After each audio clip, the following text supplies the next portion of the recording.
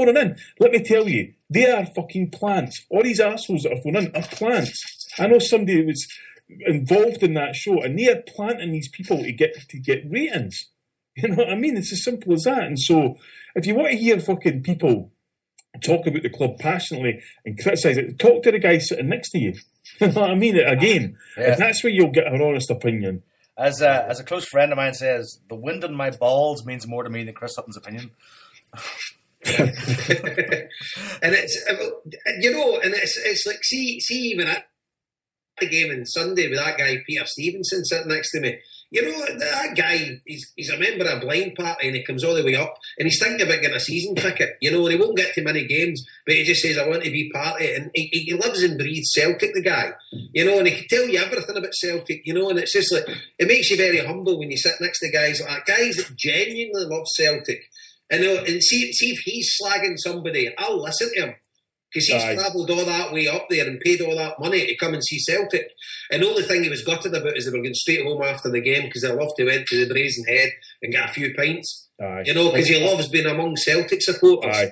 I must tell you, just to remind you, it's a quick tangent about the blind section at Celtic Park. I was with a couple of last week with a couple of ex-Hearts players, and they were on the in the squad a few games when they played at Celtic Park and never made the bench, but they were on the squad. And of course, so they're wearing the Hearts tracksuits and whatever. So they're kind of like, well, where the fuck have we got to sit? Kind of thing. This is a bit dire. 60,000, and Celtic were like that. No, what today is like if you just sit beside the Celtic blind supporters next to the dugout. You know, nobody will bother you. They'll not have any hassle. And the guy was like, honestly, we sat down and he said there was a blind guy sitting there. And he said, literally, the first words out of his mouth was, come on, Celtic, get into these fucking orange bastards. And he was just like, oh my fucking God, here we go. Like, you know? But no, I mean, it is. See, when you talk about guys like that, Jason, it's like maybe your problems and your issues with the club aren't really that important. When you think about what a guy is going to go through just to actually come and be part of Celtic Football Club. Yeah, and do you know he never said one negative thing the full game? Not one. The guy was just a beacon of positivity, and it must have kind of rubbed off at me because I'm feeling a bit like that now, and it's just, you know, and it's yes, I don't know, but a reality check, you know, and I feel really bad for a few weeks ago, you know, but as we've always said, we just come on this show and say our feelings, you know, and that's the way I felt at the time, and we all kind of did, and everybody was hacked off. And rightly or wrongly, we give our feelings, you know, and that's it. And we're there to be shocked in it. Because we put this podcast out for folk to listen to it. So a lot of folk maybe think we're arseholes, and that's fair comment. I think I'm an arsehole as well. I mean, people know we're arseholes, Jason. But so there you go. So it's all good. It's all good. Speaking of good vibes as far as Celtic is concerned, did anybody see Mowbray on Goals on Sunday? No. No, I didn't. He was actually really, really good. It was like a 4-minute video somewhere on Facebook, and it's all about. They asked him about the huddle and stuff, you know. And somebody sent in a tweet during the show. And it started it, wasn't it? And somebody sent in a tweet and said, you know, just tell Mowbray, you know, the Celtic fans still love him, still respect him for, you know, he was there at a tough time, and he was talking for about 4 or 5 minutes about, you know, he said, listen, he said the Celtic fans were there for me when I needed it. He said, you know, and the reason that I brought in the huddle, he said, was. He said Rangers were very strong at the time. He said we were chasing them. He said we were definitely up against it.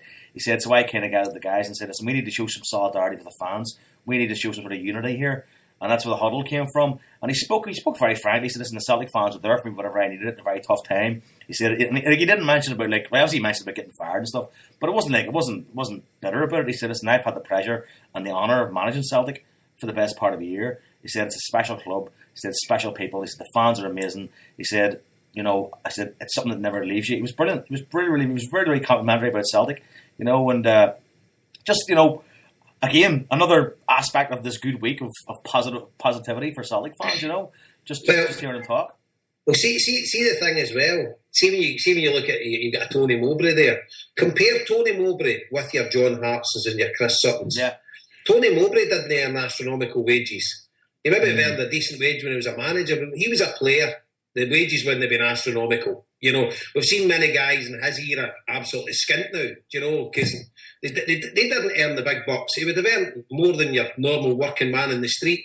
But obviously he had a bit of a dodgy time when he left Celtic, getting fired as being a manager. He could have felt really bitter.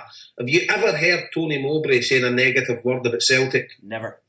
And then you've got these guys who people are putting up there on a pedestal actually came out and saying, I don't know what Chris Sutton was saying, but one of the things he meant to say, Ronnie Dial is delusional. Yeah, he's calling the current Celtic manager delusional when he's a failed manager. Yeah. And Celtic fans are actually putting him up there on a pedestal, saying, the big man's got it right. Wayne, fucking bell your shite. It's that classic thing. I mean, Roy Keane said years ago, he said, listen, if you're watching football, he said, turn the sound down and make your own mind up. He said, don't got in trouble for listening to that. I know, but I'm saying, obviously he backtracked on that when he became a pundit. But it kind of made sense at the time. I'll tell you another thing, Joe, just a wee tangent again. You and Harper put me onto the podcasts, the Irish ones. I've been listening to a few of them. The second captains? The second captains? No, I'll tell you the name. Off the ball. Off the ball. I think it is, Paul. Let me see. Off the ball. Yeah, the Off the Ball football show. You've been listening to them? I haven't listened to them, no. I used to listen to them when they were on News Talk, and then Dennis O'Brien fired them. Right. Have you been listening to any, Paul? Aye. Have you listened to the Saul Campbell one? No. What an arsehole that guy is. Off the ball football. This guy thinks he's Jesus Christ, by the way. Aye, I know. He is a fucking lunatic. Guy's needing sectioned. An absolute maniac. The guy tells you about interviewing him and kind of qualifies. I don't think I've done a good job on that. The guy's been diplomatic. You couldn't interview this guy. I read Saul Campbell's book, and he basically mapped out why, if he'd been England captain and played all the games, England would have won at least 2 World Cups in his fucking career. The guy is insane. Saul Campbell is the fucking epitome of everything that's wrong with modern football. If you think about how he was an absolute Tottenham legend, right? He was a good player, and he could not give a fucking toss, and he went straight to Arsenal. Yeah. You know what I mean? And he just could not give a toss. But the thing is, Paul, do you know his interview? He's actually talking about how he cannot believe how nobody in football actually done anything about the unbelievable abuse he received for Tottenham supporters.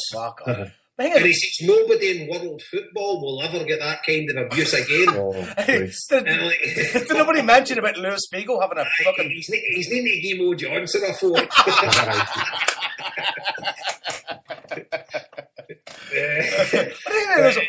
Wasn't he Mr. Spurs when he played for them? Like, wasn't he? Aye. By the way, his brother... He talks about, see, after he signed for it, see when he played the derby, he looked in the net or behind the goals, and he seen his brother's a Spurs fan, and he seen his brother in the crowd, and he says, Jesus Christ made him look there, or God made him look there, so that he would see his brother. I think they mentioned at the start, him and his brother have never spoke for that day, because his brother was in the fucking crowd. The guy, he doesn't answer any questions. He just goes on rants about himself.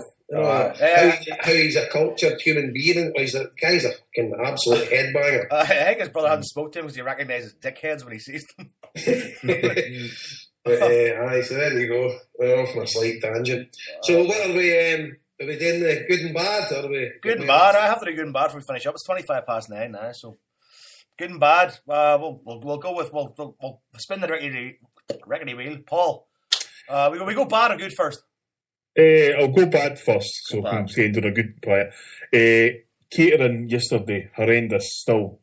Queued up for 20 minutes and 4 people in front of me in the queue.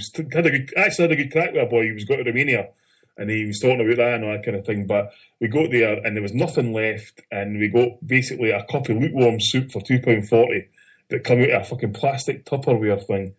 And it was just like, oh my God. And to be fair, I spoke to the guy, the head of catering, David Stollers, and he's going to investigate it. So it was pretty bad, particularly when the likes of Frank Rafters at Mealy's Boys and that done so much work and pressure last season, and it just seems like nothing's really changed at all. So that's my one bad thing. Jason?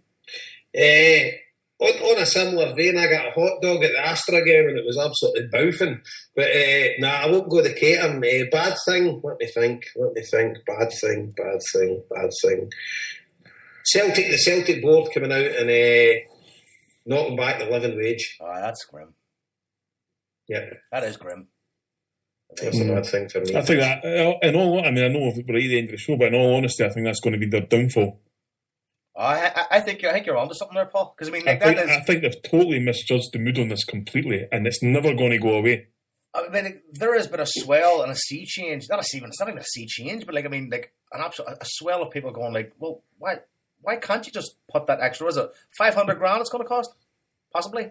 I think it's even less than that. I don't know how they've done their calculations, because the vast majority of people that are employed at Celtic are reduced hours. You know, they're only working match days and maybe the odd corporate event.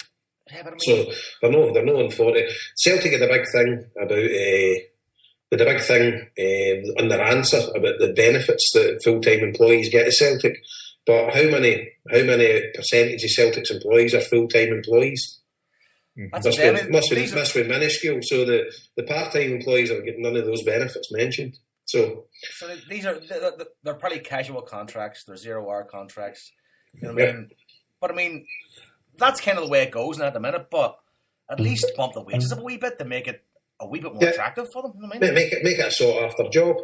Yeah. So that is grim. But for me, I'll kind of go back to the catering.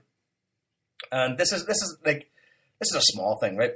Whenever we go into whenever the Kano kids went in, right, the club give the Kano food vouchers, right, and they give out the vouchers to all the kids, and which is great. But the vouchers are for $2.50, right? Now $2.50 is going to get you a Scotch pie, right? It's not going to get you chips and a drink. So the kids got to dip in their own pocket. These kids are 12. I mean, their parents are giving them money they probably don't have, right? So at least for the Kano, bump up their $5. You know what I mean? Bump it up their $5. Get them some chips or a pie and a drink. You know what I mean? Don't leave them having to dip in their pocket for an extra $2.50 to get something to drink. You know what I mean? It's just, even if it's strictly for the Kano, $2.50's not a lot for when you're buying food at Saltley Park. And that kind of disappointed me. And I could see a lot of the kids' eyes dropping when they realised it was $2.50. You know what I mean? So that kind of disappointed me. You know, I was like, fuck. And I kind of threw a few quid to a few lads who fucking spent all their money on arcades. You know what I mean? I was like, listen, here's £3. Here, get yourself something to drink as well. You know what I mean? But that was kind of disappointing to me. I mean, like, it was the one disappointing aspect of a fantastic experience. But I mean, $2.50 is not a lot when you're buying food at Saltley Park. I mean, we all know that. You know? Yeah. So that was the one bad thing, But listen, fair play for Celtic for offering that. A lot of clubs wouldn't offer that. But I mean, if you're going to do it, no. But think of it, the Kano pay for the vouchers, not Celtic. I did not know that. Celtic gave them nothing. Kano pay for the vouchers. I thought they were vouchers from the club. No. The Kano Foundation pays for the vouchers. I did not know that. Fuck. So Celtic gave them hee-haw. Right. So here, listen. So that's my bad thing. Celtic, get your finger out. Get £5 vouchers for the Kano kids every week with Kano having to put any money into it, because that's bullshit. Exactly. Good, Paul. Good. Good would be, let me think. Well, 2 strikers scored yesterday. I think that's always a good thing. I think you go against anybody with 2 strikers who can score goals, you're at an advantage straight away. And I think we could be at the start of a good partnership. So that's my one good thing. Jason? There's loads of good things. Obviously, your Kano thing. My good thing was sitting next to Peter for Nottingham. I really enjoyed that on Sunday. And it's kind of thing you miss seeing you get a season ticket when you sit next to the same people every week. It's something that you miss with the old standing terrace, and you would always get some random that would have plenty of stories and stuff like that. And it was good to get somebody that guy loved a blether and loved talking about the football and stuff like that. And it was really, really enjoyable. So, hail to Peter. Mine has without a doubt has to be the Kano trip yesterday. Yeah. Life affirming stuff, fulfilling stuff. And I can see completely why Joe and Brian and Pat and John Paul and yourself, why they do it, because it's amazing. Because you can just see that every week that they get that charge of good feeling from seeing the kids going to Saltley Park. And I was watching the kids' faces as they walked up the steps, and they could see where they were eating their pies and their chips or whatever. They wanted to get up the steps to see the ground. And when they went in, they were just like, oh, this is brilliant, So for me, that was it. I mean, it was a tough, long day. It's been a lot of planning, but